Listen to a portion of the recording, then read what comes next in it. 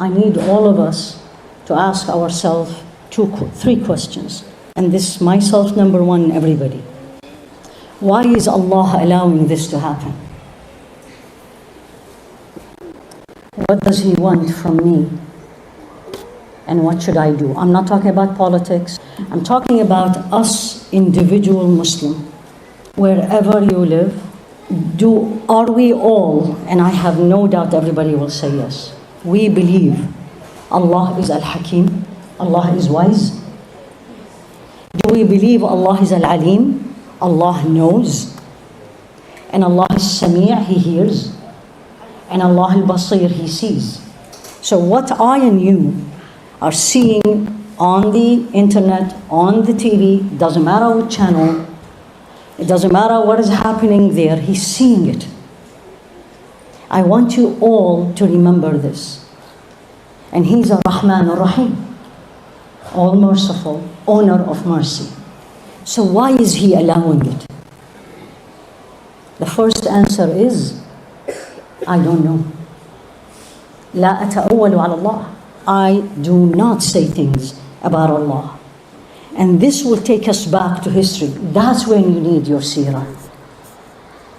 Why did Allah subhanahu wa ta'ala allow the Muslims to lose in Uhud?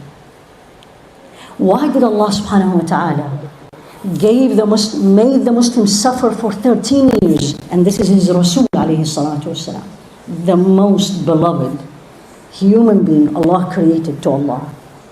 Why Fath Makkah was way later on?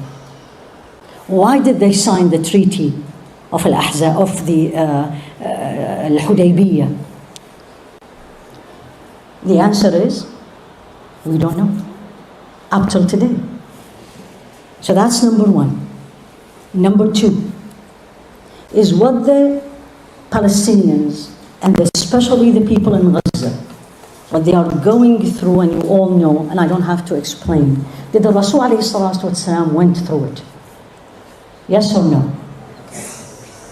Did he, on the night of Badr, you need to remember history, because what we all need to know is I need to stay strong as a Muslim. I'm not talking about politics, I'm talking about individual, because what is happening to us, some of us, and I heard it this morning from someone I know, we are starting to lose hope, and we should never do that. I don't know if I will see Palestine back when I am alive, but I know it will be. And this is what we all need to know. When? By the hikmah of Allah subhanahu wa ta'ala, by the timing of Allah. So on Badr, the night of Badr, look at the numbers. It's 300 plus. They say 12, 13, 14 Muslims. More than 1,000. Now look at the percentage, 3 times. What did they have? Few horses and 70 camels. 700 camels they had, and thousands of horses. The night of it. And you have a Rasul alayhi salatu wasalam, and he made his dua to Allah. And this is something we all have to do. And he said, Allahumma anjiz wa'adak. Ya Allah, fulfill your promise. And then he turned to him and says, Ya Allah, if you're not going to give victory to this group, who will worship you on this land, on this earth? And you know the history. Fast forward a few years later, and you have Al-Ahzab, the trench. Same story, now even worse. This is even way more relevant for today, because it was not only Quraysh, it was everybody. Around them, they did the famous trench, and now everybody is coming to them, and they are siege. Behind them is Medina. In Medina, the Jews in Medina, they absolutely negated the agreement with the Rasul alayhi salatu wasalam, and now they are all in one place. That's what Gaza is now. What did they do? And Allah didn't give them victory day 1 or day 2. How long they stayed in the trench? 1 month. They came to him alayhi salatu wasalam, said, Ya Rasulullah, we're hungry. It's exactly what you are seeing. He said, we are hungry. And they showed him their belly, and they were literally tying around their belly rocks. What did he do? Alayhi salatu wassalam. He lifted up his shirt and he had 2 stones, 2 rocks. But then when Allah planned it and wanted it, and how did they win? How did they win? There was no war in this one. Allah sent the wind. Now you're going to tell me, and I can see, well, I am not a Rasul alayhi salatu wasalam, and I am not the Sahaba, right? But we can be, if you want to be, the real one. وعد الله الذين آمنوا منكم وعملوا الصالحات ليستخلفنهم في الأرض كما استخلف الذين من قبلهم وليبدلنهم بعد خوفهم وليمكنن لهم دينهم الذي ارتضى لهم وليبدلنهم من بعد خوفهم أمنا يعبدونني لا يشركون بي شيئا. Listen to this verse. This is from the Quran, you all read.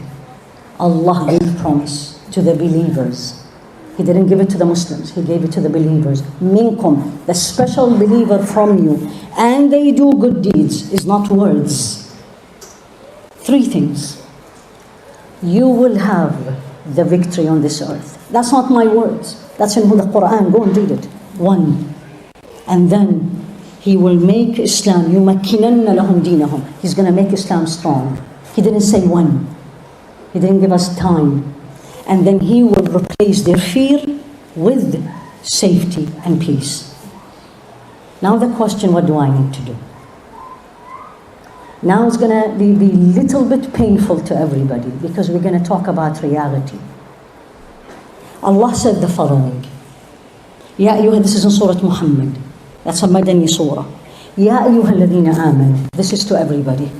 Young and not very young, brothers and sisters. In tansurullaha yansurkum wa yuthabbit aqdamakum. If you give victory to Allah, Allah will give you victory. And He will keep you steadfast. And when you read this, you say, I, you, us, will give Allah victory? What does that mean? And I'm going to explain it to you, and I'll leave it, and you tell me if we are those people. The real believer, those who obey Allah categorically and obey Rasul alayhi salatu wasalam. That's what He wants from you and me. I do this on daily basis. In tansurullaha yansurkum. Is my relationship and your relationship with the Quran the same way in Ramadan?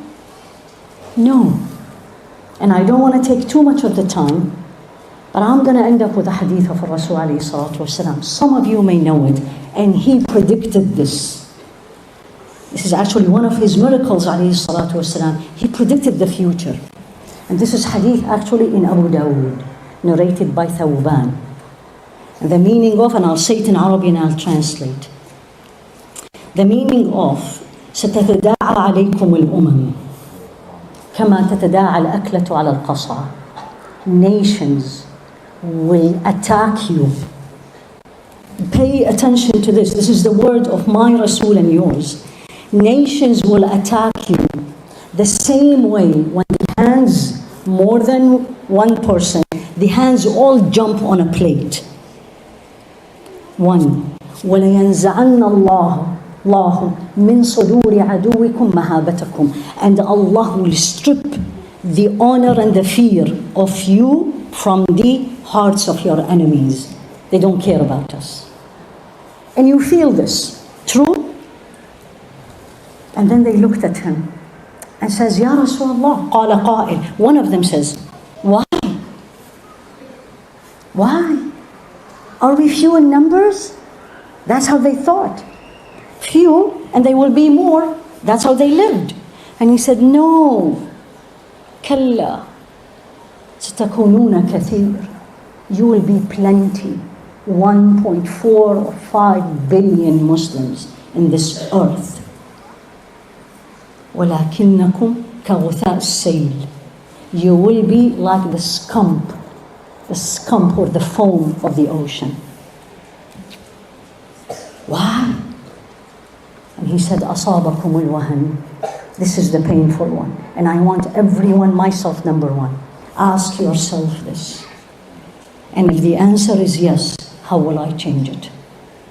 He said, أصابكم الوهن. You became weak. Wahan is when the person, human being, gets older age. Everything is weak. And then he explained it. It's not about age. حب الدنيا وكراهة الموت. You love this dunya. He predicted it. Subhanallah. Imagine if he is now with us. Probably he will say, I told you. I told you. You love dunya and you hate to die. It's not you hate to die. You don't even want to think about it, let alone prepare for it. Questions for everybody. And this is for you to think. Where is my salah? Where is my Quran? Is Allah number one in my making decision, or my job, my money, my wealth, my family, beauty, and everything else? And then you wonder, why is this happening?